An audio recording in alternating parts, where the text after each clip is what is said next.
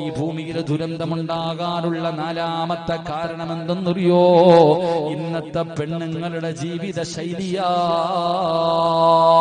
എന്റെ പ്രിയമുള്ളവരെ, 6-ാം നൂറ്റാണ്ടിൽ ജീവിച്ചിരുന്ന കാട്ടറബികളുടെ കൂട്ടത്തിലുള്ള പെണ്ണുങ്ങളെ പോലെ, ആ ജാഹിലിയ കാലഘട്ടത്തിലെ പെണ്ണുങ്ങളെ പോലെ തോപ്പിച്ച് കളയുന്ന രീതിയിലാണ് ഇന്നത്തെ എന്റെ പ്രിയപ്പെട്ട പെങ്ങന്മാരുടെ ജീവിതമെന്ന് പറഞ്ഞാൽ ആർക്കാ നിഷേധിക്കാൻ കഴിയുക? ആരാ നിഷേധിക്കാൻ കഴിയുക? ഇത് പറയുമ്പോ മുടിക്കോടുള്ള പെങ്ങന്മാരെ ഉസ്താദിനെ പ്രാപിയിട്ട് കാര്യമില്ല. ഇത് പറഞ്ഞില്ലെങ്കിൽ അല്ലാഹു എന്നെ വെറുതെ വിടില്ല. പെങ്ങള് ഒന്ന് ചിന്തിച്ചു നോക്ക് പെങ്ങന്മാര്, ഇന്നത്തെ നിങ്ങളുടെ പ്രവർത്തനങ്ങൾ എന്താണ്? എന്റെ പ്രിയപ്പെട്ട സഹോദരിമാര് മുഴുവനും അധികം പെണ്ണുങ്ങളും ടിക്ടോക്കിന്റെ പുറകിലാ. എന്റെ പ്രിയപ്പെട്ട പെങ്ങള്, അല്ലാഹുവേ, ഇന്നെല്ലാ ടിക്ടോക്കിന്റെ പിറകിലാണ്. എന്തെല്ലാം കാരണം ചെറുപ്പക്കാരാ. എന്റെ പ്രിയപ്പെട്ട സഹോദരിമാര്, നിങ്ങൾക്ക് എന്തേ സംഭവിച്ചു പോയത്? ഏതെങ്കിലും സിനിമയുടെ ഡയലോഗുകൾ കാണാതെ പഠിച്ചിട്ട് അല്ലാഹുവേ പടച്ചവനെ സഹിക്കൂലല്ലോ. ഈ മുസ്ലിം പെണ്ണിനെന്തേ സംഭവിച്ചു പോയത്? എന്തേ പെണ്ണേ നീ ഇങ്ങനെ അതപ്പതിച്ചു പോയത്? നിങ്ങളെ കുറ്റപ്പെടുത്തുകയല്ല, സങ്കടം കൊണ്ട് പറയുന്നതാ പെങ്ങള്. എന്റെ പ്രിയപ്പെട്ട സഹോദരിമാരോട് എനിക്ക് പറയാറുള്ളത്, ഇന്ന് ടിക്ടോക്കിൽ ഏറ്റവും കൂടുതൽ മുസ്ലിമീങ്ങളാ, ഏറ്റവും കൂടുതൽ ഉപയോഗിക്കുന്നത് മുസ്ലിമീങ്ങളാ. എന്റെ മുസ്ലിം പെൺകുട്ടികളെ, എന്റെ പ്രിയപ്പെട്ടവരെ, ഏറ്റവും വലിയ വേദന എന്തെന്നറിയോ? 15, 20, 30 വയസ്സുള്ള 15, 20, 25 വയസ്സുള്ള പെണ്ണുങ്ങൾ ചെയ്താ പറയാ അവൾക്ക് പക്വത എത്തിയിട്ടില്ലെന്ന്. ഉമ്മ, നിനക്ക് പക്വത എത്തിയില്ലേ ഉമ്മ? ഒരുപാട് പ്രായമായില്ലേ ഉമ്മ? 3, 4 മക്കളുടെ തള്ളയായില്ലേ ഉമ്മ? നീ എന്തേ ഉമ്മ ഇങ്ങനെ ആയിപ്പോയത്? മക്കളുടെ കൂടെ ടിക്ടോക്ക് നടത്തുന്നത് ഉമ്മമാരാ. സ്വന്തം മക്കള് പേക്കൂത്ത് കാണിക്കുമ്പോ മൊബൈല് പിടിച്ചു കൊടുക്കുന്നത് വാപ്പയും ഉമ്മയുമാ. എത്ര ചീത്തയാ വിളിക്കുന്നതെന്നറിയോ? ഒരു നാണവുമില്ലാതെ മുസ്ലിം പെണ്ണ് എത്ര ചീത്തയാണ് വിളിക്കുന്നത്! എന്തെല്ലാ വൃത്തികേടുകളാ പറയുന്നത്! എന്റെ പ്രിയപ്പെട്ട പെങ്ങളെ, എന്തു വേണമെങ്കിലും നീ ചെയ്തോ. ഇന്ത്യ മഹാരാജ്യത്ത് നിനക്കതിനുള്ള സ്വാതന്ത്ര്യം ഈ രാജ്യം തരുന്നുണ്ട്. പക്ഷേ എന്റെ പെങ്ങളോട് എനിക്കൊരപേക്ഷയേ ഉള്ളൂ, ആ ഫർദ് ഒന്ന് ഊരി വെക്കുമോളെ. അത്രയെങ്കിലും ഒരു കരുണ കാണിക്കടി, അത്രയെങ്കിലും ഒരു കരുണ നീ കാണിക്ക്. എന്തിനായി ഫർദയും ഹിജാബും ധരിച്ചുകൊണ്ട് ഈ ഉമ്മത്തിനെ നാണം കെടുത്തുന്നത്, ഈ സമുദായത്തിനെ നാണം കെടുത്തുന്നത്? നിനക്ക് ചിലപ്പോൾ അതൊരു കറുത്ത വസ്ത്രമായിരിക്കുവടി, പക്ഷേ അത് വെറും ഒരു വസ്ത്രമല്ല. മഹദി ഖദീജ ബീബി റളിയല്ലാഹു തആല അൻഹാ, ആയിഷ ബീബി റളിയല്ലാഹു തആല അൻഹാ, ഫാത്തിമ ബീബി റളിയല്ലാഹു തആല അൻഹാ, ഒരുപാട് മഹദിമാര് ധരിച്ച വസ്ത്രമാ മോളെ. അതിനൊരു വിലയുണ്ടടി. അതിന് കേവലം 300 400 വിലയല്ല. അല്ലാഹുവേ, അതിന് വല്ലാത്ത ഒരു വിലയുണ്ട്.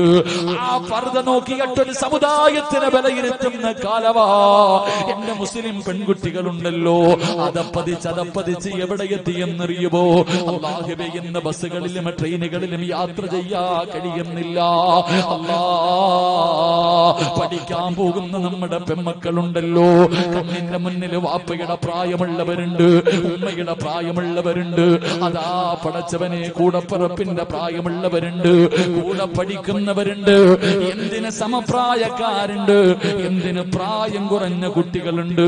ഉസ്താദന്മാര് മുന്നിലിരുന്നാൽ പടച്ചവനെ ആ മുസ്ലിമിന്റെ നെഞ്ചത്തേക്ക് ചാരിയിരുന്നിട്ട് അവന്റെ കയ്യിൽ ഇങ്ങനെ കെട്ടിപ്പിടിച്ചിട്ട് സെൽഫി എടുക്കുന്ന അവന്റെ മടിത്തട്ടിൽ കിടക്കുന്ന ഒരു വിഭാഗമായി ഇന്നത്തെ മുസ്ലിം പെണ്ണ് മാറുമ്പോ അല്ലാഹുവേ, എവിടെ നോക്കിയാലുമുണ്ട്. കല്യാണ പന്തലുകളിലാകട്ടെ, എന്തിനെ പടച്ചവന് സ്കൂളിന്റെ പരിപാടികളിലാകട്ടെ, അല്ലെങ്കിൽ ഓണപരിപാടികളാകട്ടെ, എല്ലാത്തിനും ഈ പെമ്മക്കളാണല്ലോ.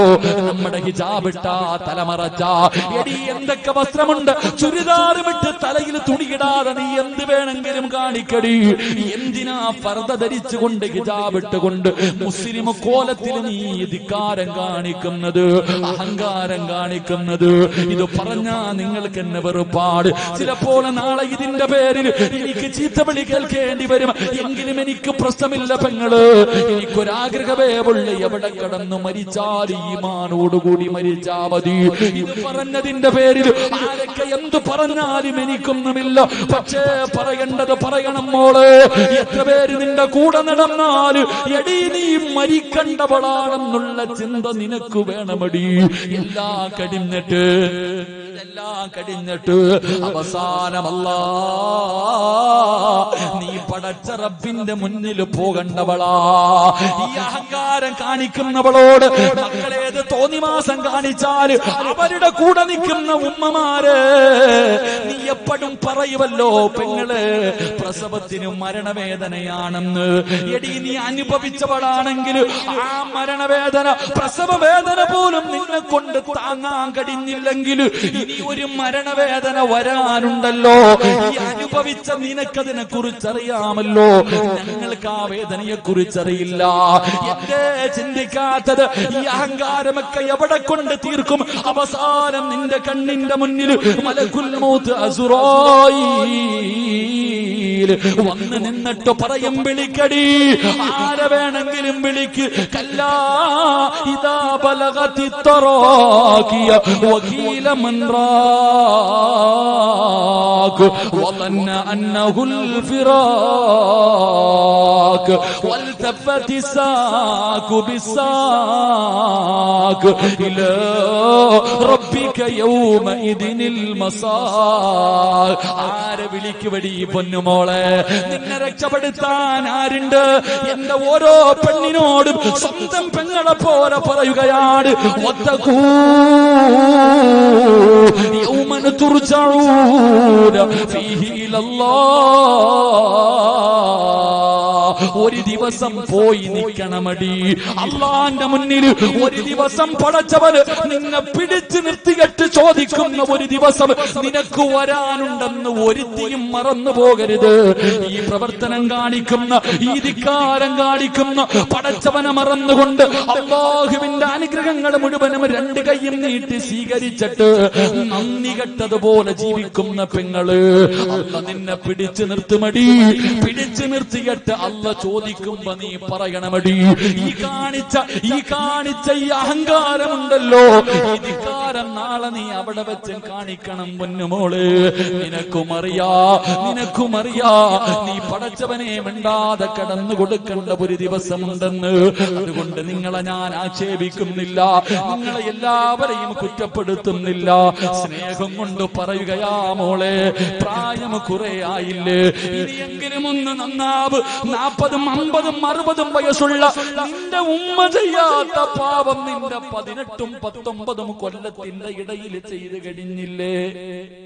50, 60 വയസ്സുള്ള ഉമ്മമാര് ചെയ്യാത്ത പാപം പോലും നിന്റെ ഈ ചെറിയ പ്രായത്തിൽ നീ ചെയ്ത് അറുമാദിച്ചു സുഖിച്ച് നടന്നില്ലേടി?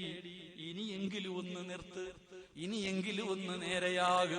അല്ലാഹുവേ, ഈ സമുദായത്തിന് നീ ഈമാൻ നൽകണേ തമ്പുരാനെ.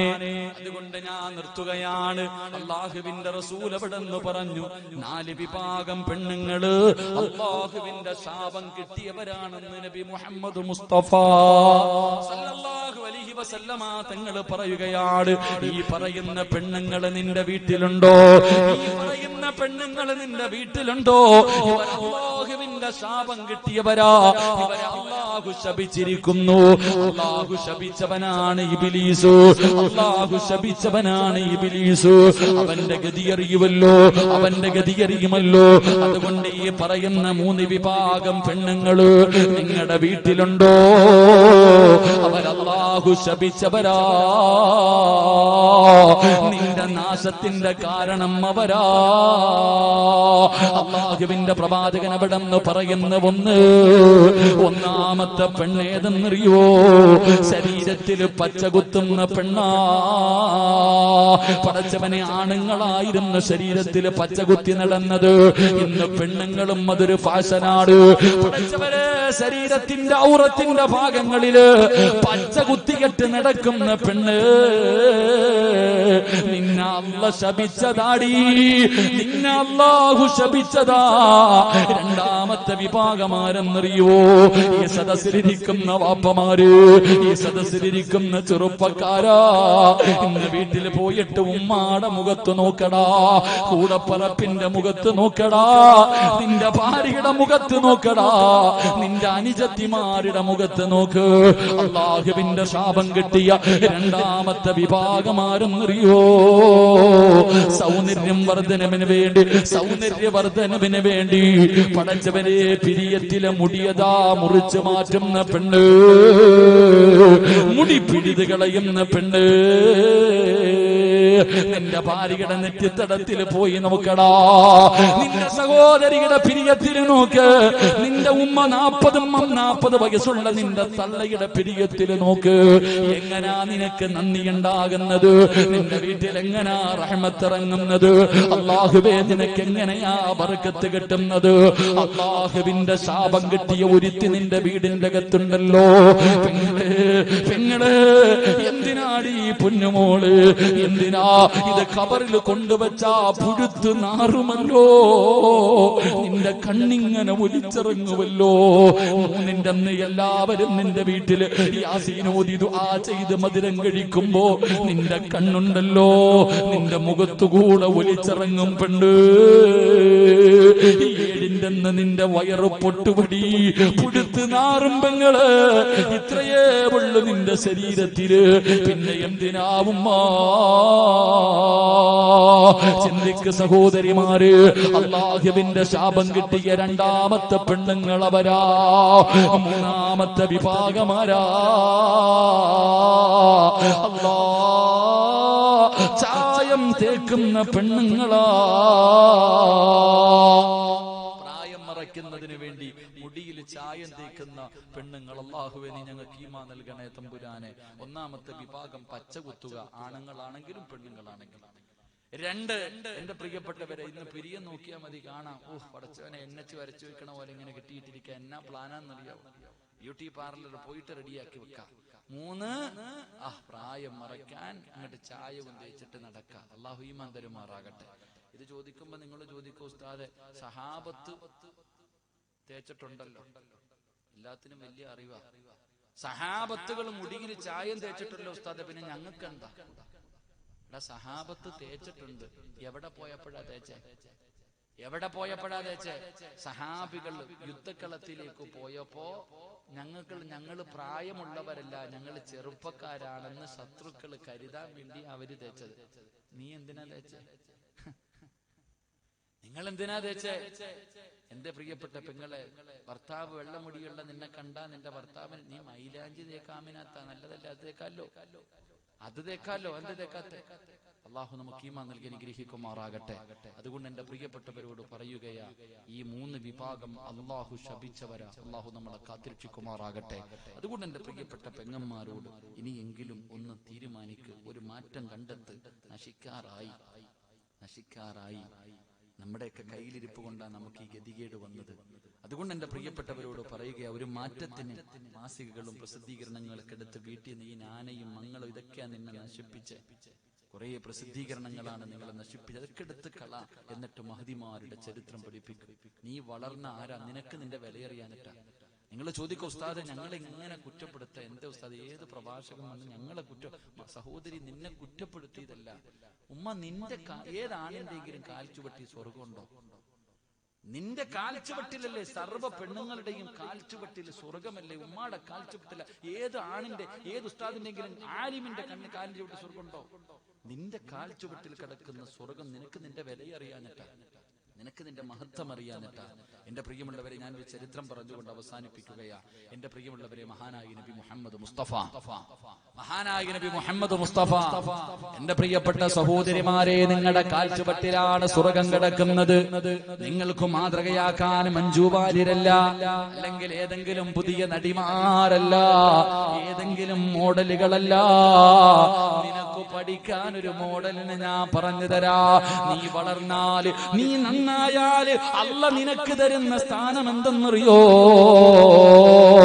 ഒരുപാട് മഹദിമാരുടെ ചരിത്രം നിനക്കറിയുമല്ലോ. നഫീസത്തുൽ മിസ്രിയ, മൈമൂനത്തുൽ മിസ്രിയ, ദിന്നൂറുൽ മിസ്രിയ. അല്ലാഹുവേ, എത്രയെത്രയോ മഹദിമാർ, ഇവരുടെ ചരിത്രങ്ങൾ നീ കേട്ടവരാണല്ലോ. എന്റെ പ്രിയമുള്ളവരെ, മഹാനായ നബി മുഹമ്മദ് മുസ്തഫ സല്ലല്ലാഹു അലൈഹി വസല്ലമ തങ്ങള്, അല്ലാഹുവിന്റെ പ്രവാചകൻ അവിടെ ഇങ്ങനെ സ്വർഗ്ഗത്തിലൂടെ മുത്തുനബി പറയുകയാണ്, ദഖൽതുൽ ജന്ന ഫസമിഅതു ഖശഫതൻ ഫഖുൽതു മൻ ഹൗലാഇ ഹാദിഹി റുമൈസ. ലോകത്തിന്റെ നേതാവായ അഷ്റഫുൽ ഖൽഖ് നബി മുഹമ്മദ് മുസ്തഫ സല്ലല്ലാഹു അലൈഹി വസല്ലമ തങ്ങള് അല്ലാഹുവേ സ്വർഗ്ഗത്തിലൂടെ നടന്നു പോകുമ്പോ, ലോകത്തിന്റെ നേതാവ് സ്വർഗ്ഗത്തിലൂടെ നടന്നു പോകുമ്പോ, മുത്തുനബിയുടെ മുന്നിലൂടെ ഒരു പെണ്ണിങ്ങനെ നടന്നു പോവുകയാണ്. അല്ലാഹുവിന്റെ റസൂലിന്റെ മുന്നിലൂടെ ഒരു പെണ്ണിങ്ങനെ നടന്നു പോവുകയാണ്. പ്രവാചകനാണ് സ്വർഗ്ഗം തുറന്നത്. എന്നിട്ട് അല്ലാഹുവിന്റെ പ്രവാചകൻ അകത്തേക്ക് കടന്നപ്പോ മുത്തുനബിയുടെ മുന്നിലൂടെ ഒരു പെണ്ണിങ്ങനെ നടന്നു പോകുന്നു. അല്ലാഹുവിന്റെ റസൂലിന് അത്ഭുതമായി, ആരാ തമ്പുരാന്, സ്വർഗ്ഗത്തിൽ എന്റെ മുന്നിലൂടെ നടന്നു പോകുന്ന ഈ പെണ്ണാരാട്? അല്ലാഹുവിന്റെ റസൂൽ ചോദിക്കുകയാ, ഫഖുൽതു മൻ ഹൗലാ. ജിബ്രീലേ, ആരാണ് ജിബ്രീലേ? എന്റെ മുന്നിലൂടെ നടന്നു പോകുന്ന ആ പെണ്ണാരാണ് ജിബ്രീൽ? അല്ലാഹുവിന്റെ പ്രവാചകൻ അവിടെന്ന് ചോദിക്കുമ്പോ, യാ റസൂലല്ലാഹ്, ഹാദിഹി റുമൈസ. അത് റുമൈസയാണ് നബിയേ, അത് റുമൈസയാണ് നബിയേ. അല്ലാഹുവിന്റെ പ്രവാചകൻ അത്ഭുതമായി, ആരാണ് റുമൈസ? ഉമ്മു അനസ് ഇബ്നു മാലിക് റളിയല്ലാഹു തആല അൻഹു. അനസ് റളിയല്ലാഹു തആല അൻഹുവിന്റെ ഉമ്മയായ ഉമ്മു സുലൈ റളിയല്ലാഹു തആല അൻഹ. അല്ലാഹുവേ, ഇവർക്ക് ഈ മഹത്വം കിട്ടാനുള്ള കാരണം എന്തെന്നറിയുമോ? അല്ലാഹുവിന്റെ പ്രവാചകൻ സ്വർഗ്ഗം തുറന്ന് അകത്ത് കടന്നപ്പോ മുത്തുനബിയുടെ മുന്നിലൂടെ പ്രവാചകനെക്കാളും മുമ്പ് സ്വർഗ്ഗത്തിലേക്ക് ഓടിക്കേറിയ ഈ പെണ്ണാരാ? ഉമ്മു സുലൈമിന് ഇത് കിട്ടാറുള്ള കാരണം എന്തെന്നറിയുമോ? മുടിക്കോടുള്ള പെണ്ണന്മാരെ, മഹദിയായ ഉമ്മു സുലൈം റളിയല്ലാഹു തആല അൻഹ പടച്ചവനെ ഇസ്ലാമിനെ കുറിച്ച് കേൾക്കുകയാണ്. അല്ലാഹുവിന്റെ ദീനിനെ കുറിച്ച് കേൾക്കുമ്പോ ഇസ്ലാമിലേക്ക് കടന്നു വന്നോ, അവിടെ നിന്ന് മുസ്ലിമാവുകയാണ്. എന്നിട്ട് തന്റെ വീട്ടിലേക്ക് കടന്നു ചെല്ലുമ്പോ മാലിക് എന്ന് പറയുന്ന പ്രിയപ്പെട്ട ഭർത്താവ് പറയുന്ന, ഉമ്മു സുലൈം, നിനക്ക് എന്നെ വേണോ? ഇസ്ലാം മതം വേണോ? പുതിയ മതം വേണോ? എന്നെ വേണോ? ഉമ്മു സുലൈം റളിയല്ലാഹു തആല അൻഹ അനസ് എന്ന് പറയുന്ന പിഞ്ചു കുഞ്ഞിനെ തന്റെ ശരീരത്തിലേക്ക് ചേർത്ത് പിടിച്ചിട്ട് അവളൊന്ന് പറഞ്ഞു, എനിക്ക് രണ്ടും വേണം. എനിക്ക് അല്ലാഹുവിനെയും വേണം, അല്ലാഹുവിന്റെ ദീനും എനിക്ക് വേണം, ഭർത്താവായ നിങ്ങളെയും എനിക്ക് വേണം. അവിടെന്ന് മാലിക് പറഞ്ഞു, ഉമ്മു സുലൈം, ഏതെങ്കിലും ഒന്ന് നീ തീരുമാനിക്ക്. എന്നെ വേണോ? പുതിയ മതം വേണോ? എന്നെ വേണോ? പുതിയ മതം വേണോ? ഉമ്മു സുലൈമിന് ചിന്തിക്കാറൊന്നുമില്ലായിരുന്നു. തന്റെ ചെറിയ മകനെ ചേർത്ത് പിടിച്ചിട്ട് പറഞ്ഞു, എനിക്ക് മതമാണ് വേണ്ടത്, എനിക്ക് അല്ലാഹുവാണ് വേണ്ടത്, എനിക്ക് ഇസ്ലാം മതമാണ് വേണ്ടത്. ഉമ്മു സുലൈം അവിടെ നിന്ന് പറയുമ്പോ മാലിക് എന്ന ഭർത്താവ് അതാ ഉപേക്ഷിച്ചിട്ട് ഇറങ്ങി പോവുകയാ. സ്വന്തം ഭർത്താവ് മുസ്ലിമായതിന്റെ പേരില് തന്റെ ഭാര്യയെ കളഞ്ഞിട്ട് ഇറങ്ങി പോകുമ്പോ അനസ് എന്ന് പറയുന്ന പൊന്നുമോനെ ചേർത്ത് പിടിച്ചിട്ട് കരയുകയാ. ഇന്നത്തെ പെണ്ണുങ്ങളുണ്ടല്ലോ, അതാ കണ്ടവന്റെ കൂടെ അള്ളാഹുവിന്റെ ദീനിനെ ചവിട്ടി തേച്ചിട്ട് ഇറങ്ങി പോകുന്ന കാലവാ. അവൾക്ക് എന്ത് ദീന്, എന്ത് പ്രവാചകന്, എന്ത് ഖുർആന്, എന്ത് മരണം, എന്ത് ഖബറ്, എന്ത് പരലോകം, എന്ത് സ്വർഗം. അള്ളാഹുവേ, കണ്ടവന്റെ കൂടെ മതം പോലും മറന്നിട്ടിറങ്ങി പോകുന്ന പെണ്ണുങ്ങള്. ഉമ്മു സുലൈം റളിയല്ലാഹു തആല അൻഹ ഭർത്താവ് ഉപേക്ഷിച്ചിട്ട് ഇറങ്ങി പോവുകയാണ്. തന്റെ പൊന്നാര മകനെ കെട്ടിപ്പിടിച്ച് നിന്ന് കരയുകയാണ്.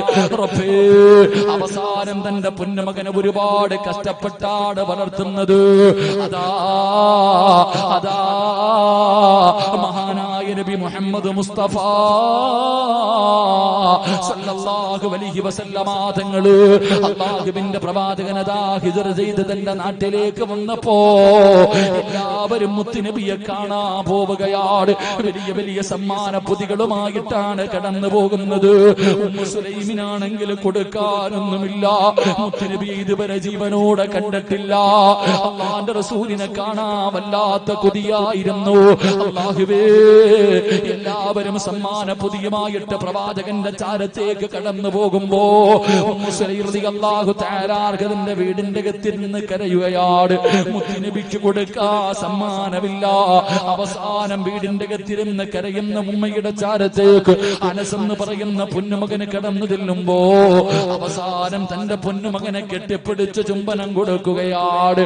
എന്നിട്ട് തന്റെ പൊന്നുമോനെ കുളിച്ചൊരുപ്പി, തന്റെ പൊന്നാര മോനെ കുളിച്ചു ഒരുക്കി, എന്നിട്ട് കയ്യിൽ പിടിച്ചുകൊണ്ട് ഇലാ ഹദ്റത്തി റസൂലില്ലാഹ്, അല്ലാഹുവിന്റെ പ്രവാചകന്റെ ചാരത്തേക്ക് കടന്നുപോയി. മുത്തുനബിയുടെ ചാരത്തേക്ക് കടന്നുപോയി. അല്ലാഹുവിന്റെ റസൂലിന്റെ മുന്നിൽ ചെന്ന് സലാം പറഞ്ഞു. യാ റസൂലല്ലാഹ്, അല്ലാഹുവിന്റെ നബിയേ, എല്ലാവരും അങ്ങയുടെ കയ്യിലെ സമ്മാന പൊതി തരുന്നു നബിയേ. എന്റെ കയ്യിൽ തരാനൊന്നുമില്ല. എന്റെ ഭർത്താവിനെ ഉപേക്ഷിച്ചിട്ട് പോയി. എനിക്കാകെയുള്ളത് ഈ പൊന്നുമോനാട്. എന്റെ കയ്യിൽ തരാൻ വിലപിടിപ്പുള്ള ഒന്നുമില്ല നബിയേ. ഉമ്മു സുലൈം റളിയല്ലാഹു തആല അൻഹ എന്നിട്ട് പറഞ്ഞു, യാ റസൂലല്ലാഹ്, എനിക്ക് ലോകത്ത് ഏറ്റവും കൂടുതൽ ഇഷ്ടപ്പെട്ടത് അല്ലാഹുവിനെയും അവന്റെ പ്രവാചകനെയുമാണ് നബിയേ. അത് കഴിഞ്ഞാൽ എനിക്ക് ലോകത്ത് ഏറ്റവും കൂടുതൽ സ്നേഹം എന്റെ പൊന്നുമോൻ അനസിനെയാണ് നബിയേ.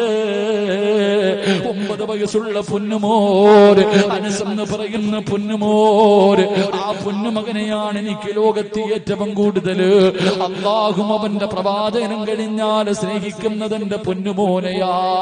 അല്ലാഹുവിന്റെ റസൂലിന്റെ കയ്യിലേക്ക് അനസ് എന്ന് പറയുന്ന തന്റെ ചെറിയ മകന്, ആ 9 വയസ്സ് മാത്രം പ്രായമുള്ള മകന് മുത്തുനബിയുടെ കയ്യിലേക്ക് കൊടുത്തിട്ട് പറയുന്നു, നബിയേ, ഇവനെ എടുത്തോ നബിയേ, അങ്ങക്ക് ഖിദ്മത്ത് ചെയ്യാ, അങ്ങക്ക് വെള്ളം എടുത്തു തരാ, അങ്ങക്ക് ചെരുപ്പെടുത്തു തരാ, എന്റെ പൊന്നുമോനെ സമ്മാനമായിട്ടെടുത്തോ നബിയേ.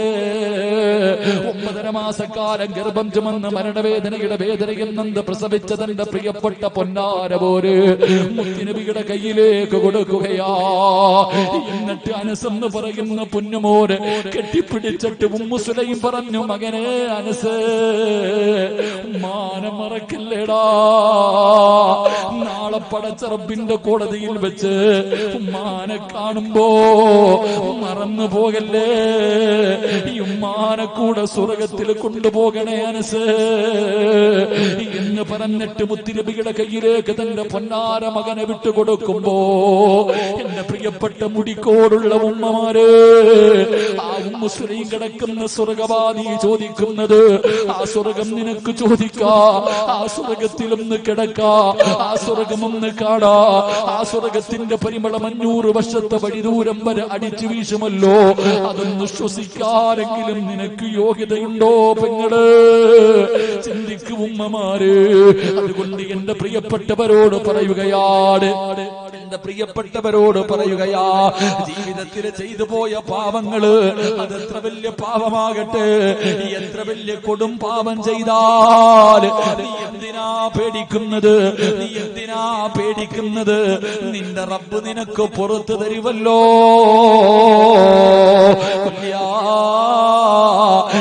ഇബാദിയല്ലദീന അസ്റഫൂ അലാ അൻഫുസിഹിം ലാ തഖ്നതൂ മിർ റഹ്മത്തില്ലാഹ്. ഈ സദസ്സിലിരിക്കുന്നവരോട് ഞാൻ നിർത്തുകയാണ്. നീ കള്ളു കുടിച്ചവനാണോ? നീ വ്യഭിചരിച്ചവനാണോ? നീ പലിശ തിന്നവനാണോ? നീ നിസ്കരിക്കാത്തവനാണോ? നീ പല പെണ്ണുങ്ങളുടെയും ജീവിതം തകർത്തവനാണോ? വാപ്പാനെ ചതിച്ചവനാണോ? ഭർത്താവിനെ വഞ്ചിച്ചവളാണോ? അല്ലാഹുവേ, എത്ര വലിയ പാപം ചെയ്തവരാണെങ്കിലും നിനക്കൊന്ന് കരയാൻ കഴിയോ? നിനക്കൊന്ന് ഏറ്റു പറയാൻ കഴിയോ? എത്ര വലിയ പാപം ചെയ്താലും നിന്റെ റബ്ബ് പുറത്തു തരുമല്ലോ. 100 കൊല ചെയ്തവന് പുറത്തു കൊടുത്തവനല്ലേ അല്ലാ. സ്വന്തം പെൺമക്കളെ ജീവനോടെ കുടിച്ചു മൂടിയ കാട്ടാളന്മാർക്ക് അല്ല പുറത്തു കൊടുത്തല്ലോ. കബറിൽ കിടന്ന മയ്യത്തിന് വ്യഭിചരിച്ചവൻ അല്ലാഹു പുറത്തു കൊടുത്തല്ലോ. എന്തേ 100 കൊല ചെയ്തവൻ അല്ല പുറത്തു കൊടുത്തല്ലോ. പിന്നെ എന്തേ ചെറുപ്പക്കാരോ? പിന്നെ എന്തേ പെങ്ങള്? അതുകൊണ്ട് സർവ്വതും ഇവിടെ ഇരുന്ന് കരഞ്ഞ് കഴുകിക്കോ. അല്ലാഹുവിന്റെ മുന്നിൽ തൗബ ചെയ്തോ. എങ്ങനെ പറയണമെന്നറിയോ? വെറുതെ പറഞ്ഞാ പോരാ, വെറുതെ വിളിച്ചു കൂവിയാ പോരാ, വെറുതെ കരഞ്ഞാ പോരാ. പറയുമ്പോ എങ്ങനെ പറയണമെന്നറിയോ? പൊറുക്കന്റെ പാപം സയ്യിദീ വെറുക്കാതെ പൊറുക്കുന്നവനാരുണ്ട് നീയല്ലാതെ. ഇഹലോക ആർഭാടങ്ങളെന്നെ വലച്ചതാ, നഫ്സെന്നെ ഉന്തി തെല്ലി വിട്ടു ചതിച്ചതാ. അല്ലാതെ ധിക്കരിച്ചല്ല റബ്ബേ നിന്നെ, അതുകൊണ്ട് ആട്ടരുതിലാഹേ എന്നെ. ഓരോന്നും എണ്ണിപ്പറ. ചെയ്തു പോയ പാവങ്ങൾ ഓരോന്നും അല്ലാഹുവിന്റെ മുന്നിൽ ഏറ്റുപറ. പടച്ചവനെ, നിന്നെക്കാലം പൊറുക്കുന്ന ആരുമില്ല തമ്പുരാനെ. എത്ര വലിയ പാപം ചെയ്താലും നീ പുറത്തു തരാൻ കഴിവുള്ളവരാണല്ലോ അല്ലാ. അതുകൊണ്ട് റബ്ബേ, എന്റെ പാപങ്ങൾ പുറത്തുതാ തമ്പുരാനെ എന്ന് ആത്മാർത്ഥമായി പടച്ച റബ്ബിന്റെ മുന്നിലേറ്റു പറഞ്ഞിട്ട് പൊക്കോ. ഇന്ന് രാത്രി നീ മരിച്ചാൽ, തൗബ ചെയ്തിട്ട് പോകുന്ന വഴിയിൽ നീ മരിച്ചാൽ നിനക്കല്ല തരുന്ന പ്രതിഫലം എന്തെന്നറിയോ? അല്ലാഹു പഠിക്കാൻ ഭാഗ്യം നൽകുമാറാകട്ടെ. ജീവിതത്തിൽ ചെയ്തു പോയ പാപങ്ങൾ മുഴുവനും അല്ലാഹുവിന്റെ മുന്നിൽ ഏറ്റു പറഞ്ഞിട്ട് മരിക്കുന്ന മനുഷ്യന് അല്ലാഹു തരുന്ന ഒരു പ്രതിഫലം പറഞ്ഞു ദുആ ചെയ്യാം. അല്ലാഹു നമുക്ക് ഈമാൻ തരുമാറാകട്ടെ. ഒരു നാട്ടിൽ ദുരന്തങ്ങൾ ഉണ്ടാകാൻ അല്ലാഹുവേ അതിന്റെ കാരണം എന്തെന്നറിയുമോ? ഈ ഒരു നാട്ടിൽ അല്ലാഹുവിന്റെ അദാബുകളും ദുരന്തങ്ങളും അദാബുണ്ടാകാനുള്ള കാരണം എന്തെന്നറിയുമോ? ആ നാട്ടിലെ 4 വിഭാഗം ആൾക്കാർ ഇല്ലാത്തത് കൊണ്ടാണെന്ന് അസ്റഫുൽ ഖൽഖ് നബി മുഹമ്മദ് മുസ്തഫ സല്ലല്ലാഹു അലൈഹി വസല്ലമ തങ്ങൾ പറയുകയാണ്. 4 വിഭാഗം ആൾക്കാർ ഒരു നാട്ടിലില്ലാതെ വന്നാൽ, 4 വിഭാഗം ആൾക്കാർ ഒരു നാട്ടിലില്ലാതെ വന്നാൽ ആ നാട്ടിൽ അല്ലാഹുവിന്റെ അദാബുകൾ കടന്നു വരുമെന്ന് ലോകത്തിന്റെ നേതാവ് നബി മുഹമ്മദ് മുസ്തഫ സല്ലല്ലാഹു അലൈഹി വസല്ലമ തങ്ങൾ പഠിപ്പിച്ചു തരുമ്പോൾ, എന്റെ പ്രിയമുള്ളവരെ, ഈ 4 വിഭാഗം ആൾക്കാരെ ഇന്ന് കാണാനില്ല. ഇന്ന് പല നാടുകളിലും ഈ പറയുന്ന 4 വിഭാഗത്തിനെ കാണാനില്ല. അങ്ങനെ ഉണ്ടെങ്കിൽ തന്നെ അവര് വളരെ തുച്ഛമാണ്. എന്റെ പ്രിയമുള്ളവരെ, ഈ മുടിക്കോടെന്ന് പറയുന്ന നിങ്ങളുടെ നാട്ടിൽ ഈ പറയുന്ന 4 വിഭാഗം ആൾക്കാരുണ്ടോ? ഒന്ന് ചിന്തിച്ചു നോക്കൂ. എന്റെ പ്രിയമുള്ളവരെ, പ്രവാചകനാണ് പറഞ്ഞത്. അതാ 4 വിഭാഗം ആൾക്കാര്, ഈ പറയുന്ന 4 വിഭാഗം ഈ നാട്ടിലുണ്ടെങ്കിൽ, ഏതെങ്കിലും ഒരു നാട്ടിലുണ്ടെങ്കിൽ മുത്തുനബി പറയുകയാ, ഫാഹിലുഹാ മഅസൂമൂന മിനൽ ബലാ. ആ നാട്ടിൽ ദുരന്തമുണ്ടാകില്ല എന്ന് മുത്തുനബി പറയുമ്പോൾ, എന്റെ പ്രിയമുള്ളവരെ, നമുക്ക് പഠിക്കാം. ആ 4 വിഭാഗം ആരാണ്? ആ 4 വിഭാഗം നമ്മുടെ നാട്ടിലുണ്ടോ? ഇല്ലെങ്കിൽ ഉണ്ടാക്കിയെടുക്കാൻ പരിശ്രമിക്കണേ. അല്ലാഹുവിന്റെ പ്രവാചകൻ അവിടെ പറയുന്ന 1ാമത്തെ വിഭാഗമാരാ? ലോകത്ത് കാണാനില്ലാത്ത, ഇന്ന് നാടുകളിൽ കാണാനില്ലാത്ത 4 വിഭാഗത്തിൽ ഒന്നാമത്തെ വിഭാഗം ആരെന്നറിയുമോ? ഇമാമുൻ ആദിലുൻ, നീതിമാനായ ഭരണാധികാരികൾ ഇല്ലാതെ വരുമ്പോ ഭൂമിയിലെ ദുരന്തമുണ്ടാകുമെന്ന് നബി മുഹമ്മദ് മുസ്തഫ സല്ലല്ലാഹു അലൈഹി വസല്ലമ തങ്ങൾ പറയുമ്പോൾ നീതിമാനായ ഭരണാധികാരി, എന്റെ പ്രിയമുള്ളവരെ, അങ്ങനെ ഒരു വാക്ക് കേൾക്കുമ്പോ ഒരു നീതിമാനായ ഭരണാധികാരിയെ കുറിച്ചൊരു മുസ്ലിമിന്റെ മുന്നിൽ പറയപ്പെട്ടാൽ അവൻ ഓർമ്മ വരുന്ന ഭരണാധികാരി ആരാ? മഹാനായ സയ്യിദുനാ ഉമർ ഇബ്നുൽ ഖത്താബ് റളിയല്ലാഹു തആല അൻഹു. അതാ നമുക്ക് ഓർമ്മ വരുന്നത് ഉമർ ഇബ്നുൽ ഖത്താബിനെയാണ്. അതുകൊണ്ടാണ് നമ്മുടെ രാഷ്ട്രപിതാവ് പോലും പറഞ്ഞത്, ഞാൻ ഇഷ്ടപ്പെടുന്ന ഭരണം ഉമറിന്റെ ഭരണമാണെന്ന് രാഷ്ട്രപിതാവ് പോലും പറയാറുള്ള കാരണം അതാ. എന്റെ പ്രിയമുള്ളവരെ, ഇന്ന് ലോകത്തെടുത്ത് നോക്ക്, ഈ ലോകം മുഴുവനും നമ്മളൊന്ന് കണ്ണോടിച്ച് നോക്ക്. എവിടെയാണ് പടച്ചവന് നീതിമാനായ ഒരു ഭരണാധികാരിയെ ഉമർ ഇബ്നുൽ ഖത്താബ് റളിയല്ലാഹു തആല അൻഹുവിനെ പോലെ, അതുപോലെ ഇല്ലെങ്കിലും അതിന്റെ 4-ൽ 1 അയിലത്തെങ്കിലും വരുന്ന ഒരു നല്ല ഭരണാധികാരിയെ നമുക്ക് കാണാൻ കഴിയുമോ? ഇല്ല എന്നടച്ചാക്ഷേപിക്കുന്നില്ല. ഉണ്ടെങ്കിലും അവർക്കും പല പരിധികളും പരിമിതികളുമുണ്ട്. എന്റെ പ്രിയമുള്ളവരെ, ലോകത്തെവിടെയാണ് നീതിമാനായ ഒരു ഭരണാധികാരി ഉള്ളത്? ലോകം മുഴുവനും തെരഞ്ഞാലും നമുക്ക് കാണാൻ കഴിയില്ല. എന്തിനാ ലോകത്തിന്റെ കാര്യം പറയുന്നത്? അമേരിക്കയുടെയും ചൈനയുടെയും ലണ്ടന്റെയും എല്ലാ കാര്യങ്ങളും നമ്മൾ പറയുന്നത്, ഞാനും നിങ്ങളും ജീവിക്കുന്ന ഇന്ത്യ എന്ന് പറയുന്ന ഈ രാജ്യമുണ്ടല്ലോ, ഈ രാജ്യത്തിന്റെ ഭരണാധികാരിയെ കുറിച്ച് ഞാനും നിങ്ങളും ഒന്ന് ചിന്തിച്ചു നോക്ക്. പറയേണ്ടതില്ലല്ലോ അല്ലാ. എന്തിനാ പറയുന്നത്? പറഞ്ഞിട്ടും പ്രത്യേകിച്ചൊരു ഫായിദയുമില്ല. നമ്മുടെ രാജ്യത്തിന്റെ ഭരണാധികാരിയെ കുറിച്ച് പറയാൻ പോയാ വേറെ പറഞ്ഞിട്ട് ഒരു ഫായിദയില്ല, ഒരു നേട്ടവും ഇല്ല. അള്ളാഹു ഈമാൻ തരുമാറാകട്ടെ. പരമനുഷ്യന്മാരെ അള്ളാഹു ഈമാൻ തരുമാറാകട്ടെ. അള്ളാഹു ഈമാൻ തരുമാറാകട്ടെ. നമ്മുടെ രാജ്യത്തിന്റെ അവസ്ഥ ചിന്തിക്കുവാണെങ്കിൽ ഇപ്പത്തെ അവസ്ഥ ആരോട് ചോദിച്ചാലും പറഞ്ഞുതരും. അതാണ് രാജ്യത്തിന്റെ അവസ്ഥ. വളരെ പരിതാപകരമായ ഒരു അവസ്ഥയിലൂടെയാണ് നമ്മളൊക്കെ കടന്നു പോകുന്നത്. അതുകൊണ്ട് ഇനി ആകെ ഉള്ള ഒരു കാര്യം, മുസ്ലിമീങ്ങൾക്ക് ഇനി രക്ഷപ്പെടണമെങ്കിൽ ഒറ്റ വഴിയേ ഉള്ളൂ. അവനവന്റെ ഈമാൻ നല്ലതുപോലെ ഉറപ്പിച്ചു, അത് മാത്രമേ ഉള്ളൂ. അള്ളാഹു ഈമാൻ തരുമാറാകട്ടെ. ഇപ്പൊ മൊബൈൽ അങ്ങോട്ട് എടുത്തു നോക്കുമ്പോ കെട്ടിയിട്ട് അടിക്കുന്നു, തലയിൽ പെട്രോൾ ഒതിച്ച് കത്തിക്കുന്നു. ഇതൊക്കെയാ വാർത്ത. മൊബൈലൊക്കെ എടുത്ത് നോക്കുമ്പോ പടച്ചവൻ അവിടെ ജീവനോടെ കത്തിക്കുന്നു, മരത്തി കെട്ടിക്കിട്ട് തല്ലിക്കൊല്ലുന്നു, പട്ടി. ഇതൊന്നും അല്ല മനുഷ്യന്മാരെ. നിങ്ങൾ എന്തോ വിചാരിച്ച്? ഇതൊക്കെ സാമ്പിളാ, ഇതൊക്കെ സാമ്പിളാ. ഇതൊക്കെ ഇനി ഇതിനേക്കാളും 10 ഇരട്ടി വരാൻ പോവുക. നമ്മളെന്തോ വിചാരിച്ച്? ഇതൊരു തുടക്കവാ. ഇതൊക്കെ വെറും ഒരു സാമ്പിളാണ് സഹോദര. ഇനി വരാൻ പോകുന്നതേ ഉള്ളൂ വെടിക്കെട്ടുകൾ. ഇനി വെടിക്കെട്ടുകൾ. അല്ലാഹ് ചോദിച്ചത് എന്തെന്നറിയോ? അം ഹസിബുതും അൻ തദ്ഖുലുൽ ജന്ന, സ്വർഗ്ഗം നിനക്ക് ഓസിന് കിട്ടുമെന്ന് കരുതിയോ? അല്ലാഹ് ചോദിച്ചതാ. അള്ളാഹു ചോദിക്കുകയാണ്, ഓസിന് കയറി പോകാൻ പറ്റുന്ന സ്വർഗം അത് ഓസിന് കയറി പോകാൻ പറ്റുന്ന സ്ഥലമല്ല. ബിലാല് തങ്ങളുടെ ചരിത്രം പറയും, കഴുത്തിൽ കയറ് കെട്ടിയിട്ട് വലിച്ചിടച്ചുകൊണ്ട് നടന്നു, കരിമ്പാറയെടുത്ത് നെഞ്ചത്ത് വെച്ചിട്ട് ചാട്ടവാറ കൊണ്ട് തല്ലിച്ചതച്ചു, പഴിപ്പിച്ച കമ്പി ശരീരത്തിൽ കുത്തിയിറക്കി പച്ച ഇറച്ചി വലിച്ചൂരിയെടുത്തു. ഈ ചരിത്രമൊക്കെ പറഞ്ഞു കേട്ടവരല്ലേ? എന്റെ പ്രിയമുള്ളവരെ, ഇതുപോലൊക്കെ അനുഭവിച്ചാലേ സ്വർഗത്തിൽ പോകാൻ പറ്റൂ. അള്ളാഹു ഈമാൻ തരുമാറാകട്ടെ. ആ കാലവാ ഇനി വരാൻ പോകുന്നത്. ഇതിൽ മാറ്റമൊന്നും വരണ്ട, ഇതിൽ മാറ്റമൊന്നും വരാൻ പോകുന്നില്ല. എന്റെ പ്രിയമുള്ളവരെ, വെറുതെയല്ല. ഇതിനേക്കാളും വലിയ ഒരു കാലഘട്ടം വരും. ഇതിനേക്കാളും കോടും ജീവനം കൊണ്ട് കടന്ന് പരക്കം പായുന്ന ഒരു കാലം വരും. അപ്പോഴേ എന്റെ പ്രിയമുള്ളവരെ ഇമാം മഹ്ദിയൊക്കെ വരികയുള്ളൂ. അള്ളാഹു ഈമാൻ തരുമാറാകട്ടെ. അപ്പൊ ഞാൻ അങ്ങോട്ട് കിടക്കുന്നില്ല, മോഡി സാറിനെ കുറിച്ച് ഞാനൊന്നും പറയുന്നില്ല. രാജ്യത്തിന്റെ ഒരു നല്ല ഭരണാധികാരി ഉണ്ടോ എന്ന് ചോദിച്ചാൽ അവിടെ പോകട്ടെ. ഇനി സംസ്ഥാനങ്ങളിലേക്കൊക്കെ വാ, അവിടൊക്കെ പോകട്ടെ, ഞാനൊന്നും കിടക്കുന്നില്ല. എന്റെ പ്രിയമുള്ളവരെ, നമ്മൾ എന്തിനാണ് ലോകത്തിന്റെ കാര്യം പറയുന്നത്? ലോകത്തൊരു നല്ല ഭരണാധികാരിയെ കാണാൻ കഴിയില്ല. രാജ്യത്തിലേക്ക് കടന്നു വന്നാൽ കാണാൻ കഴിയില്ല. എന്തിനാണ് പടച്ചവനെ? മുസ്ലിമീങ്ങളുടെ കാര്യങ്ങൾ മുഴുവനും തീരുമാനിക്കുന്ന ഒരു സ്ഥലമാണ് അള്ളാഹുവിന്റെ പള്ളി. അള്ളാഹുവിന്റെ പള്ളിയാണ് മുസ്ലിമീങ്ങളുടെ മുഴുവനും കാര്യങ്ങൾ തീരുമാനിക്കുന്ന സ്ഥലം. അവിടെയാണല്ലോ പടച്ചവനെ എല്ലാ കാര്യങ്ങളും തീരുമാനിക്കുന്നത്. ആ പള്ളിക്കകത്ത് നടക്കുന്ന ഭരണം കണ്ടിട്ടുണ്ടോ?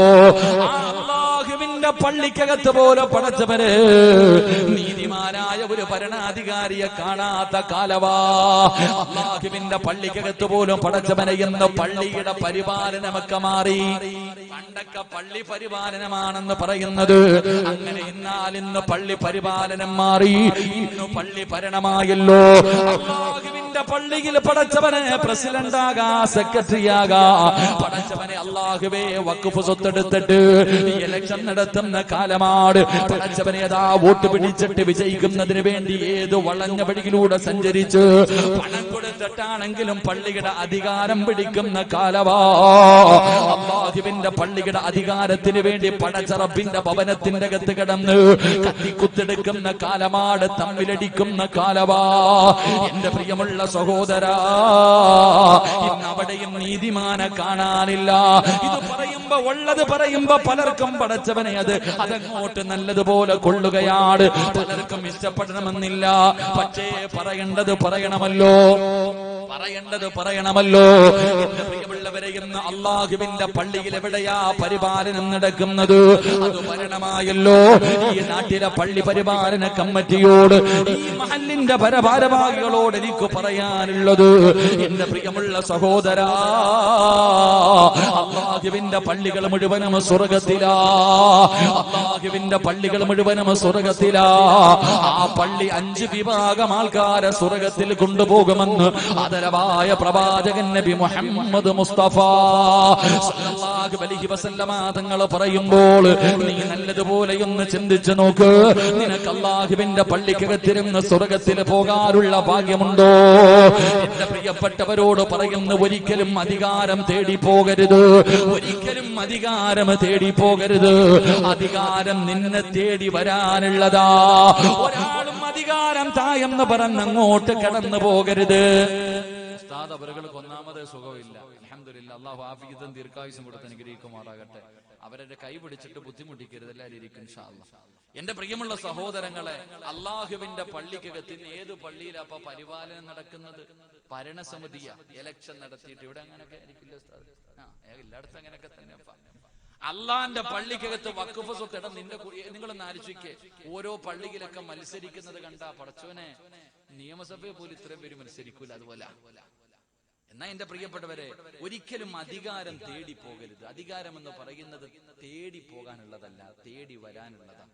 ഒരാൾ അധികാരം തേടിപ്പോയാൽ അവന് ദുനിയാവിൽ 3 ശിക്ഷ കിട്ടും. ഒരാളെ അധികാരം തേടി വന്നാൽ അവന് ദുനിയാവിൽ 4 അനുഗ്രഹം ഉണ്ടാകുമെന്ന് നബി മുഹമ്മദ് മുസ്തഫ. നബി മുഹമ്മദ് മുസ്തഫ പള്ളിയുടെ പ്രസിഡന്റ് അതാ പണ്ടുള്ള ആൾക്കാരുടെ വീട്ടിൽ പോയിട്ട് പറയും, പള്ളിയുടെ പ്രസിഡന്റ് ആകും. അള്ളാണ് എനിക്ക് വയ്യ, വേറെ ആരെങ്കിലും പോയി നോക്ക്. അങ്ങോട്ട് നാട്ടുകാർ മുഴുവനും പോയി വീട്ടിൽ പോയിട്ട് നിങ്ങൾ പ്രസിഡന്റ് ആവും, എനിക്ക് വയ്യ. ഇന്നോ ഇങ്ങോട്ട് വന്നിട്ട് ആളെ കൂട്ടിയിട്ട് പറയും, എനിക്ക് ആകണം, എനിക്ക് കൂട്ടിക്കണത് അവസ്ഥ. എന്റെ പ്രിയമുള്ള സഹോദരങ്ങളെ, ഞാൻ പറഞ്ഞു വന്നത്, അള്ളാഹുവിന്റെ പള്ളിക്കകത്ത് പോലും ഇന്ന് നല്ല രീതിയിലുള്ള പരിപാലനം നടക്കുന്നില്ല. അത് പോകട്ടെ, എന്തിനാ പള്ളിയുടെ ഒക്കെ കാര്യം പറയണേ? നമ്മുടെ വീട്, നമ്മൾ ഓരോരുത്തരും താമസിക്കുന്ന നമ്മുടെ വീട്. എന്റെ പ്രിയമുള്ളവരെ, നമ്മുടെ വീടിന്റെ അകത്തെങ്കിലും ഒരു നല്ല ഭരണം നടക്കുന്നുണ്ടോ? അല്ലാഹുവേ, ഈ സദസ്സിലിരിക്കുന്ന ആണുങ്ങൾ മുഴുവനും, ഈ സദസ്സിലിരിക്കുന്ന ആണുങ്ങൾ മുഴുവനും ഒരു ഭരണാധികാരിയാണ്. ഏത് ഭരണാധികാരി? ലോകത്തിന്റെ എല്ലാ, രാജ്യത്തിന്റെ എല്ലാ, സംസ്ഥാനത്തിന്റെ എല്ലാ, എന്റെ പ്രിയമുള്ളവരെ, പഞ്ചായത്തിന്റെ എല്ലാ, വാർഡിന്റെ എല്ലാ. നിങ്ങൾ എവിടത്തെ ഭരണാധികാരി എന്നറിയോ? നിന്റെ വീടിന്റെ അകത്തെ ഭരണാധികാരിയാ. നീയാണ് നിന്റെ വീട്ടിലെ ഭരണാധികാരി. മഹാനായ നബി മുഹമ്മദ് മുസ്തഫ സല്ലല്ലാഹു അലൈഹി വസല്ലമ തങ്ങൾ പറയുകയാ, അല്ലാഹുവിന്റെ പ്രവാചകൻ അവിടെന്ന് പറയുകയാണ്, മുത്തുനബി പറയുന്നു, സഹാബാ ഇത്തഖുല്ലാഹ ഫിന്നിസാ. അല്ലാഹുവിന്റെ പ്രവാചകൻ അവിടെന്ന് പറയുന്നു, നിന്റെ ഭാര്യയുണ്ടല്ലോ, നിന്റെ മക്കളുണ്ടല്ലോ, നിങ്ങളുടെ ഭാര്യമാരും നിങ്ങളുടെ മക്കളും അല്ലാഹു അത് നിങ്ങൾക്ക് ഏൽപ്പിച്ചിരിക്കുന്ന അമാനത്താണ്. നാളെ പടച്ചവൻ അതിനെക്കുറിച്ച് നിങ്ങളോട് ചോദിക്കുമെന്ന് അല്ലാഹുവിന്റെ പ്രവാചകൻ അവിടെന്ന് പറയുമ്പോൾ, ഈ സദസ്സിലിരിക്കുന്ന മാതാപിതാക്കളോട് നെഞ്ചത്ത് കൈവച്ചിട്ട് ചിന്തിക്കുവാപ്പാ, നീ ഒരു നീതിമാനായ ഭരണാധികാരിയാണോ? ഒരു മാതൃകയുള്ള വാപ്പയാണോ? അല്ലാഹുവിന്റെ റസൂല് പറഞ്ഞു, സ്വഹാബത്തെ, ഒരു ദുആ ചെയ്യുന്നവന് സ്വർഗമുണ്ട്, ഒരു ദുആ ചെയ്യുന്നവന് സ്വർഗത്തിൽ ഒരു കൊട്ടാരമുണ്ട്. ഏത് ദുആ ചെയ്യുന്നവനെന്നറിയുമോ? റബ്ബനാ ഹബ് ലനാ മിൻ അസ്വാജിനാ വദുർരിയാതിനാ ഖുർറത അയ്യുനിൻ വജഅൽനാ ലിൽമുത്തഖീന ഇമാമാ. പടച്ചവനെ, ഇങ്ങനെ ദുആ ചെയ്യുന്നവന് സ്വർഗത്തിൽ ഒരു കൊട്ടാരമുണ്ടെന്ന് മുത്തുനബി വെറുതെ പറഞ്ഞതല്ല. എന്റെ പ്രിയമുള്ളവരെ, എന്തേ ദുആ ചെയ്യുന്നത്? അല്ലാഹുമ്മ റബ്ബനാ ഹബ് ലനാ മിൻ അസ്വാജിനാ, പടച്ചവനെ, നിന്നെ ഭയന്ന് ജീവിക്കുന്ന ഒരു സാലിഹത്തായ ഭാര്യ എനിക്ക് തരണേ തമ്പുരാന്, എനിക്കൊരു നല്ല ഭർത്താവിനെ തരണേ തമ്പുരാന്. എന്നിട്ട് പറയുകയാണ്, അല്ലാഹുവേ, എന്റെ കണ്ണിന് കുളിർമയുള്ള സാലിഹായ സന്താനങ്ങള്, ദുനിയാവിനും ആഖിറത്തിനും ഉപകരിക്കുന്ന മക്കള്, മയ്യത്ത് നമസ്കരിക്കാൻ അറിയുന്ന, മയ്യത്ത് കുളിപ്പിക്കാൻ അറിയുന്ന, എന്റെ കബറിന്റെ ചാരത്ത് വന്നിരുന്ന ഖത്തമോദിയിട്ട് പൊട്ടിക്കരഞ്ഞ പടച്ചറപ്പിനോട് എന്റെ മാതാപിതാക്കൾക്ക് പുറത്തു കൊടുക്കണേ എന്ന് ആത്മാർത്ഥമായ ഇഖ്ലാസോടുകൂടി ദുആ ചെയ്യുന്ന സാലിഹായ സന്താനങ്ങള് എനിക്ക് തരണേ അല്ലാ. മൂന്നാമത് പറയുന്നത് എന്തെന്നറിയോ? ലിൽ മുത്തഖീന ഇമാമാ. മറന്നു പോകരുത് വാപ്പാ, ലിൽ മുത്തഖീന ഇമാമാ. അല്ലാഹുവേ, എന്റെ ഭാര്യയുണ്ടല്ലോ, എന്റെ മക്കളുണ്ടല്ലോ, ഇവർക്ക് മാതൃകയാകുന്ന ഒരു വാപ്പയാകണേ. ഇവർക്ക് ഇമാമത്ത് നിൽക്കാൻ അർഹതയുള്ള ലിൽ മുത്തഖീന ഇമാമാ. പടച്ചവനെ, ഇവർക്ക് ഇമാമത്ത് നിൽക്കാൻ അർഹതയുള്ള ഒരു വാപ്പയായി എന്നെ നീ മാറ്റിത്തരണേ എന്ന് പടച്ചറപ്പിനോട് ദുആ ചെയ്യുന്ന ഉപ്പമാരോട് നിങ്ങൾ നെഞ്ചത്ത് കൈവച്ചിട്ടൊന്ന് ചിന്തിക്ക്. നീ പടച്ചവനെ മാതൃകയുള്ള ഒരു വാപ്പയാണോ? നീ മാതൃകയുള്ള ഒരു ഉമ്മയാണോ? നിന്നെ കണ്ട് നിന്റെ ഭാര്യയും മക്കളും പഠിച്ച സ്വർഗത്തിൽ പോകുമോ? എന്റെ പ്രിയമുള്ളവരെ, അല്ലാഹുവിന്റെ പ്രവാചകൻ അവിടെന്ന് പറയുകയാ, അല്ലാഹുവിന്റെ റസൂൽ അവിടെന്ന് പറഞ്ഞു തരികയാണ്, ഈ സദസ്സിലിരിക്കുന്ന മാതാപിതാക്കളോട് നിങ്ങളൊരു മാതൃകാപരനായ ഒരു വാപ്പയാണോ? എന്റെ പ്രിയമുള്ളവരെ, ചരിത്രത്തിൽ കാണാം, മഹാനായ അബൂ വാഇൽ റളിയല്ലാഹു തആല അൻഹു, അബൂ വാഇൽ റളിയല്ലാഹു തആല അൻഹു ഒരിക്കൽ സുബഹി നമസ്കാരം കഴിഞ്ഞ് ഇബ്നു മസ്ഊദ് റളിയല്ലാഹു തആല അൻഹുവിന്റെ വീട്ടിലേക്ക് കടന്നു പോവുകയാ. അതാ അബൂ വാഇൽ എന്ന് പറയുന്ന സ്വഹാബി, തന്റെ കൂടെയുള്ള സഹാബികള് എല്ലാവരും ഇബ്നു മസ്ഊദ് റളിയല്ലാഹു തആല അൻഹുവിന്റെ വീട്ടിലേക്ക് കടന്നിരുന്നു. സുബഹി നമസ്കാരം കഴിഞ്ഞാണ് പോകുന്നത്. വീടിന്റെ മുന്നിൽ നിന്ന് സലാം പറഞ്ഞു. ഇബ്നു മസ്ഊദ് തങ്ങളുടെ വീടിന്റെ അകത്താണ്. അവിടെ നിന്ന് പറഞ്ഞു, സ്വഹാബാ, കേറിയിരിക്കു സഹാബാ. ഇബ്നു മസ്ഊദ് തങ്ങളുടെ വീടിന്റെ അകത്ത് നിന്ന് മറുപടി പറഞ്ഞു. പക്ഷേ സ്വഹാബത്ത് കേറുന്നില്ല, സഹാബികൾ കേറുന്നില്ല. എല്ലാവരും വീടിന്റെ വെളിയിൽ നിൽക്കുകയാണ്. ആ സമയത്ത് പടച്ചവനെ കേറാതെ വന്നപ്പോ ത്ത് ജോലി ചെയ്യുന്ന ഖാദിമായ പെണ്ണുണ്ടല്ലോ, ഫഖറജത്തിൽ ജാരിയ, വീട്ടിലെ വേലക്കാരിയായ പെണ്ണ് ചോദിക്കുന്നു, എന്തേ? ചിന്തിച്ചു നോക്ക്, നിങ്ങളാരും നിസ്കരിക്കാത്തവരാണെന്ന് ഞാൻ പറയുന്നില്ല. പക്ഷേ നിന്റെ ഭാര്യ നമസ്കരിക്കാറുണ്ടോ? നിന്റെ പ്രിയപ്പെട്ട മക്കളെ നിസ്കരിക്കാറുണ്ടോ? അവരെ വിളിച്ചുണർത്തികെട്ട് നിസ്കരിപ്പിക്കാറുണ്ടോ? എന്തേ അവർക്കൊന്നും നിസ്കാരം നിർബന്ധമില്ലേ? എന്റെ പ്രിയമുള്ളവരെ, ആർക്കാ അറിയാത്തത്? ഏതു മനുഷ്യനാണ് അറിയാത്തത്? 7 വയസ്സുള്ളവനോട് നമസ്കരിക്കാൻ കൽപ്പിക്കണം, 10 വയസ്സായിട്ട് നിസ്കരിക്കാത്തവനെ തല്ലണമെന്നാണ്. 7 വയസ്സുള്ള മനുഷ്യനോട് ഒരു കുട്ടിയോട് നിസ്കരിക്കാൻ കൽപ്പിക്കണം. 10 വയസ്സായിട്ട് നിസ്കരിച്ചില്ലെങ്കിൽ എന്ത് ചെയ്യണം? ഒന്ന് പറ മനുഷ്യന്മാരെ, എന്ത് ചെയ്യണം? ഒന്ന് ഉറക്കെ പറഞ്ഞ എന്ത് ചെയ്യണം? ഉറക്കെ പറ. 10 വയസ്സായിട്ട് നിസ്കരിക്കാത്തവൻ എന്താണ്? തല്ലണം, തല്ലിയിട്ട് നിസ്കരിപ്പിക്കണം. നിസ്കരിക്കാത്തതിന്റെ പേരിൽ മക്കളെ തല്ലിയ ഏതെങ്കിലും വാപ്പ ഉണ്ടെങ്കിൽ ഒന്ന് കൈപൊക്ക്, കാണാനുള്ള കൊതി കൊണ്ട് ഒന്ന് പൊക്കിക്ക്. ഒന്ന് പൊക്കും മനുഷ്യന്മാർ. ഒരു മനുഷ്യനുണ്ട്, അല്ലാഹു 2 പേരായി. കൈ കൂടിപ്പോയ ഒരു 10 പേര്, കൂടിപ്പോയ ഒരു 10 പേര്. ഉമ്മമാരൊന്ന് കൈപൊക്കിക്ക്. നിസ്കരിക്കാത്തതിന്റെ പേരിൽ മക്കളെ തല്ലിയ അവിടെ. അല്ലാഹു നമുക്ക് ഈമാൻ നൽകി അനുഗ്രഹിക്കുമാറാകട്ടെ. നീ പറഞ്ഞ നിന്റെ മോൻ കേൾക്കാതെ. എന്റെ പ്രിയമുള്ളവരെ, അള്ളാഹിക്ക് അറിയാം. അതുകൊണ്ടാ ഇബ്രാഹിം നബി അലൈഹിസ്സലാം തന്റെ മകൻ ഇസ്മായിൽ നബി അലൈഹിസ്സലാമിന്റെ കഴുത്തിൽ കത്തി വെച്ച് അറുത്തിട്ട് മുറിയാൻ നമ്മളെ കുറിച്ച് അറിയണോണ്ടാ. നമ്മളെ കുറിച്ച് അറിയുന്നത് കൊണ്ടാ. കാരണം എന്തേ? നിസ്കരിക്കാത്തതിന്റെ പേരിൽ മക്കളെ തല്ലാൻ മനസ്സില്ലാത്ത ഞാനും നിങ്ങളുമാണ് എന്ത് ചെയ്യുന്നത്? എന്റെ പ്രിയമുള്ളവരെ, മക്കളെ അറുത്തു കൊടുക്കാൻ തയ്യാറാകുന്നത്. അള്ളാഹു ഈമാൻ നൽകുമാറാകട്ടെ, അള്ളാഹു ഈമാൻ നൽകുമാറാകട്ടെ. മഹാനായി നബി മുഹമ്മദ് മുസ്തഫ സ്വല്ലല്ലാഹു അലൈഹി വസല്ലമ ദുആ ചെയ്തു, അല്ലാഹുവേ ഒരു വാപ്പയ്ക്ക് നീ ബർക്കത്ത് ചെയ്യണേ തമ്പുരാനെ. അല്ലാഹു ആ വാപ്പമാരിൽ എന്നെയും നിങ്ങളെയും പെടുത്തുമാറാകട്ടെ. ആര് ദുആ ചെയ്തു? നബി സല്ലല്ലാഹു അലൈഹി വസല്ലമ തങ്ങൾ 1400 വർഷങ്ങൾക്ക് മുമ്പ് ദുആ ചെയ്തു, അല്ലാഹ് ഒരു വാപ്പയ്ക്ക് നീ പടച്ചവനെ നീ ബർക്കത്ത് ചെയ്യണം. മുത്തുനബി ദുആ ചെയ്തു. ഏത് വാപ്പയ്ക്കാന്നറിയോ? തന്റെ മക്കളെ തല്ലി നേരെയാക്കാൻ, തന്റെ മക്കളെ അദബ് പഠിപ്പിക്കാൻ വീട്ടിൽ ഒരു വടി വെട്ടി വെച്ചിരിക്കുന്ന വാപ്പയ്ക്കാണ് മുത്തുനബി ദുആ ചെയ്തത്. അള്ളാഹു നമുക്ക് ഈമാൻ തരുമാറാകട്ടെ. ഏത് വാപ്പയ്ക്ക്? തന്റെ മക്കളെ നന്നാക്കുന്നതിന് വേണ്ടി, നിസ്കരിക്കാത്തവനെ തല്ലി നിസ്കരിപ്പിക്കാൻ, പറഞ്ഞാൽ അനുസരിക്കാത്തവനെ തല്ലാൻ വേണ്ടി വീട്ടിൽ ഒരു വടി വെട്ടി വെച്ചിട്ടുള്ള വാപ്പമാര്. അള്ളാഹു ഈമാൻ തരുമാറാകട്ടെ. നിങ്ങളുടെ ആരുടെയെങ്കിലും വീട്ടിൽ വടി വെട്ടി വെച്ചിട്ടുണ്ടെങ്കിൽ ഒന്ന് കൈപൊക്കിക്ക്. മക്കളെ തല്ലാൻ വീട്ടിൽ വടി വെട്ടി വെച്ചിട്ടുള്ളവർ